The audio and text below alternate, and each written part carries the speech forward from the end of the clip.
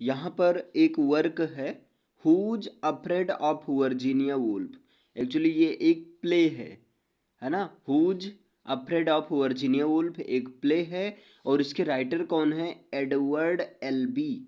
तो who's afraid of Virginia Woolf को किसने लिखा? एडवर्ड एलबी ने इसको लिखा है। देखिए कब लिखा गया? रिटेन इन 1967 न्यूयॉर्क। इसको 1987 में लिखा गया, सॉरी 1967 में लिखा गया और 1967 में ही परफॉर्म किया गया। प्रीमियर्ड डेट इसका जो है 13 अक्टूबर 1962 ईस्वी है ना। ये चीज है। और इसका सेटिंग कहाँ रखी गई? न्यू इंग्लैंड में इसकी सेटिंग रखी गई है। क्लियर? तो देखिए who's afraid of Virginia Woolf, इसका जेनरा ये एक प्ले है, लिखा था एडवर्ड एलबी ने। कब लिखा? 1967 में, और 1967 में परफॉर्म भी हुआ है ना। प्रीमियर्ड डेट है 13 अक्टूबर 1962। इसको एडवर्ड एलबी ने लिखा। एडवर्ड एलबी का जो लाइफ स्पैन है 12 मार्च 1928, 12 मार्च 1928 टू 16 सितंबर 2016, 12 मार्च 1928 से 16 सितंबर 2016 तक इनका लाइफ स्पैन है। मीन्स 1928 ईस्वी में इनका जन्म हुआ था और 2016 ईस्वी में इनकी डेथ हुई थी। Edward Albee was an American dramatist and theatrical producer. Edward Albee एक अमेरिकन ड्रामेटिस्ट थे और जो है एक थिएट्रिकल प्रोड्यूसर थे। When Edward was 2 weeks old, जब एडवर्ड 2 सप्ताह के थे, he was adopted by a millionaire couple, read. देखिए इनको एक मिलीनियर कपल के द्वारा अडॉप्ट किया गया था और उस कपल का नाम है रीड और फ्रांसिस, है ना। रीड और फ्रांसिस कपल के द्वारा इनको अडॉप्ट किया गया। रीड और फ्रांसिस एल्बी के द्वारा इनको अडॉप्ट कर लिया गया था। क्लियर है? अब एडवर्ड जो है, young Edward was raised by his adoptive parents in Westchester New York. Young Edward को उनके एडॉप्टिव पेरेंट्स के द्वारा, जो कि वेस्ट चेस्टर न्यूयॉर्क के वेस्ट चेस्टर में रहते थे, उनके द्वारा इनको जो है इनका पालन पोषण किया गया और इनको ग्रो किया गया। Albee was exposed to theatre throughout his childhood. Albee बचपन से ही, अपने बचपन से ही थिएटर की तरफ इनका जो है ये बचपन से ही इन्वॉल्व थे, बचपन से ही ये उसमें लगे हुए थे। बचपन से ही देखा गया कि एल्बी जो है थिएटर में इन्वॉल्व हैं। Who's afraid of Virginia Woolf, ये एक प्ले है। इस प्ले के बारे में देखते हैं। This play is about an imperfect marriage. ये प्ले एक इम्परफेक्ट मैरिज के बारे में बात करता है। दो कपल की बात है इसमें, है ना। दो कपल के एक तरह से डिससेटिस्फैक्शन की कहानी है। ठीक, तो इम्परफेक्ट मैरिज के बारे में इस प्ले में बात की गई है। इट इज 3 एक्ट प्ले और इसमें 3 एक्ट हैं। मीन्स ये 3 एक्ट का प्ले है, 3 एक्ट का प्ले है। This play is neither a sad nor funny play. ये प्ले ना तो सैड प्ले है ना ही फनी प्ले है।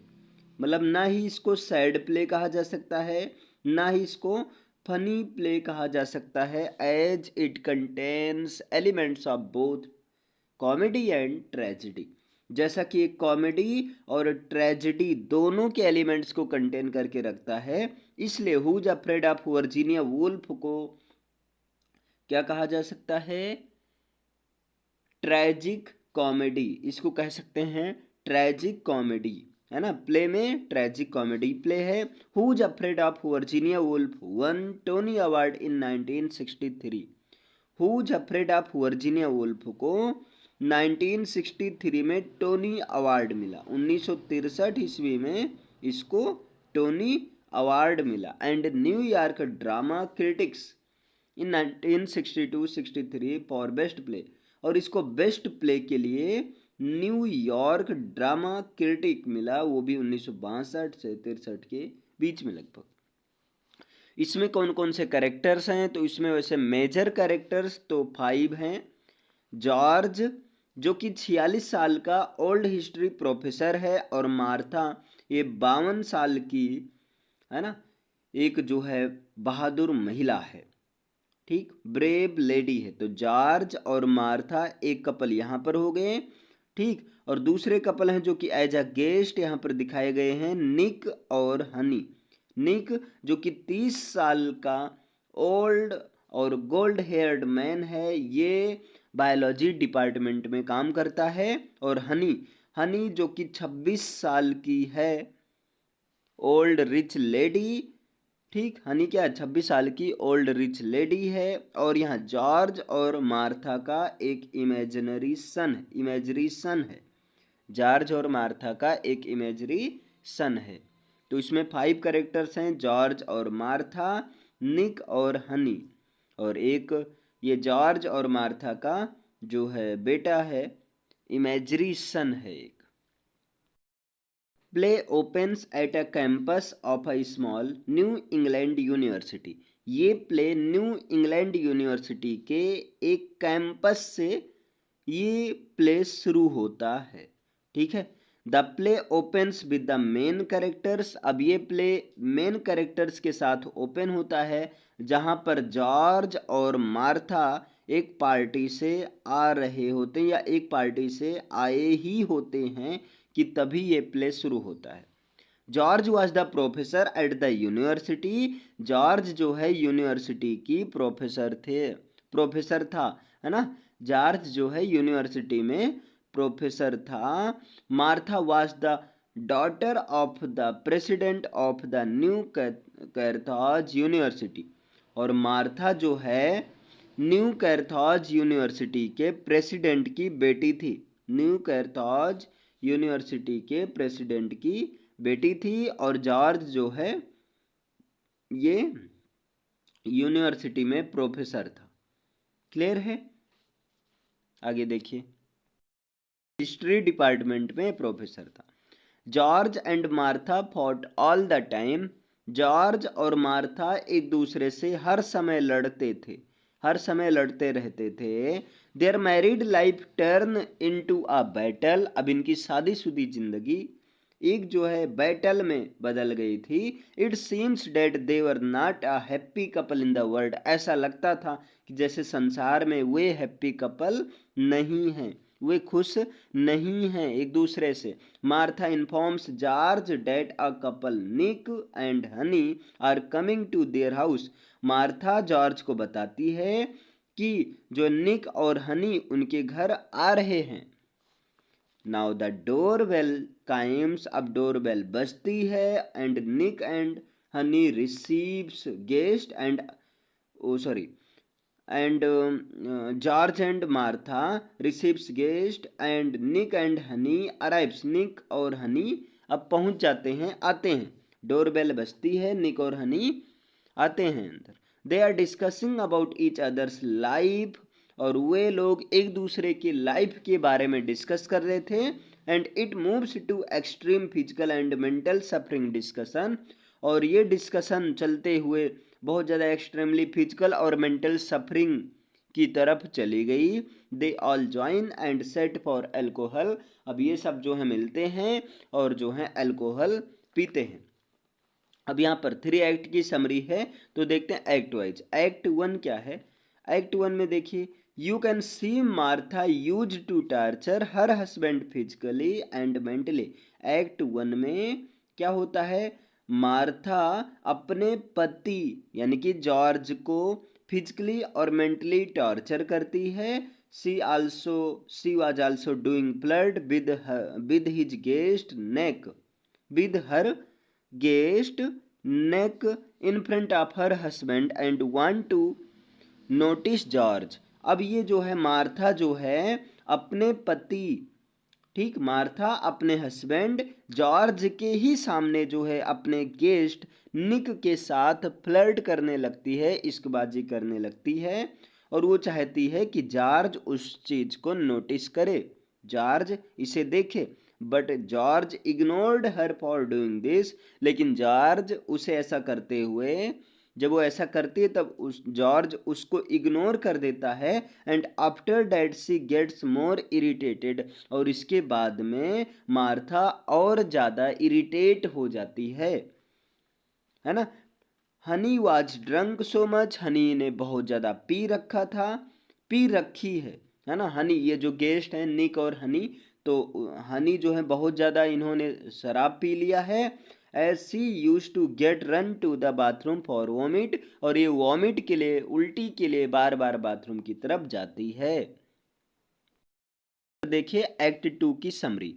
Act 2, while Martha was helping Honey to get over her problem, जबकि मार्था जो है, अब एक्ट 2 में ये दिखाया गया कि मार्था जो है हनी को जो ये प्रॉब्लम हो रही थी उसमें हेल्प करती है। She also shares her that she and George had a child, और वो जो है यानी कि मार्था हनी से बताती है कि उसे और जॉर्ज का एक बेटा था, हु इज 21 ईयर्स ओल्ड, जो कि 21 साल का हो गया है। When they beg to room, Nick and George has a male bonding, जब वे दोनों लोग वापस आते हैं तो देखते हैं कि निक और जॉर्ज आपस में बात कर रहे हैं। After some time Martha and Nick started dancing, कुछ समय के बाद में मार्था और निक अब डांस करना शुरू कर देते हैं। मार्था जॉर्ज को ह्यूमिलिएट करते हैं। Martha also humiliated George again and again in front of their guest. Martha अपने पति जॉर्ज को ह्यूमिलिएट करती है, बार बार ह्यूमिलिएट करती है, वो भी गेस्ट के सामने। अब देखिए एक्ट 3 की क्या समरी है। When Martha and Nick starts an intimate moment, जब मार्था और निक जो एक इंटीमेट मोमेंट शुरू कर देते हैं, things suddenly change between them, तो उनके बीच में अचानक चेंज आ जाता है। And Martha treats Nick very harshly, और मार्था निक को बहुत हार्शली रूप से, बहुत हार्श रूप से व्यवहार, रूडली व्यवहार करने लगती है। Now George इंटर्स with a new game, अब जो है जॉर्ज एक नए गेम के साथ इंटर करता है, और उस गेम का नाम है bringing up baby. Bringing up baby इस गेम के साथ इंटर करता है, और यहाँ पर जॉर्ज ये बताता है कि एक जो है एक टेलीग्राम आया था जिसमें ये बताया गया कि उनका बेटा जो कि इमेजरी सन है, उनका बेटा, उसकी डेथ हो गई है। After some time his another game, कुछ समय के बाद वो एक दूसरा गेम खेलते हैं। An illusion that the two of them made up to bring some comfort to their desolate lifes की, उसमें ये एल्यूजन करते हैं कि वो दोनों जो हैं इस उदास लाइफ से, मतलब कुछ कंफर्ट लाइफ की तरफ उनको अपने लाइफ को कंफर्ट बनाना चाहिए। और इसी बीच में Nick and Honey takes their leave, Nick और हनी जो हैं ये अपने घर जाते हैं, मीन्स ये यहाँ से निकलते हैं। इसकी थीम्स क्या हैं, तो who's afraid of Virginia Woolf की थीम्स है truth and illusion, relationships, isolation, sex and power, the American dream is a lie, impact of history on future, memory and time, और डिससेटिस्फैक्शन। तो ये इसकी थीम है। थीम क्या है? Truth and illusion, relationships, isolation, sex and power, the American dream is a lie, impact of history on future, memory and time, और dissatisfaction, ये इसकी थीम्स हैं।